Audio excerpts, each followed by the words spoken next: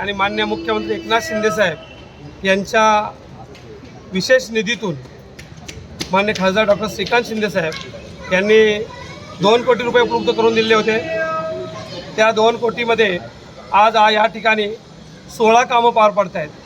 त्यामध्ये आज 13 कामांचं आपण लोकार्पण करतोय आणि 3 जलवाहिन्यांचं आज भूमिपूजन करतोय। अशा पद्धतीने 16 कामाला 2 कोटी रुपये 16 कामासाठी खर्च पडलेले आहेत आणि त्याचा आज हा लोकार्पण आणि भूमिपूजन कार्यक्रम नागरिकांच्या उपस्थित पार पडत आणि आमच्या शिवसेनेच्या सर्व पदाधिकाऱ्यांच्या उपस्थित आणि त्यांच्या प्रयत्नाने, कारण प्रत्येक सोसायटीमध्ये प्रत्येक एरियामध्ये आमचे कार्यकर्ते आहेत आणि ते कार्यकर्ते असले ते सातत्यानं पाठपुरावा करतात, नगरसेवकांच्याकडे करतात, खासदारांच्याकडे करतात आणि त्याचं फलित म्हणून जेवढ्या काही या परिसरामध्ये 2005 पासून निवडणुका झालेल्या आहेत त्यावेळी ज्या ठिकाणी ज्यांचा आम्ही प्रचार केला, ज्यांचं ओझं खांद्यावर घेतलं, त्या सगळ्यासाठी सगळ्या निवडणुकीमध्ये आजपर्यंत विजयनगरच्या नागरिकांनी आम्हाला यश दिलेलं आहे आणि प्रत्येक वेळी लीड दिलेलं आहे। यापुढेही मला विश्वास आहे की विजयनगरचे नागरिक हे आम्हाला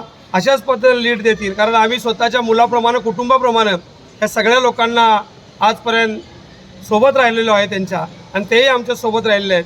त्यामुळं ही नक्कीच खात्री आहे की या पुढच्याही काळात या परिसरामध्ये शिवसेना या पक्षाला किंवा माधुरीकाळन पसंतकडे ज्या पक्षाचं नेतृत्व करत आहेत त्या पक्षाला या परिसरातून भरघोस लीड मिळेल आणि पुढच्या काळातही या परिसरातून येणारे सगळे नगरसेवक आमचेच असतील हे आज आपल्याला ठामपणे मी सांगू शकतो।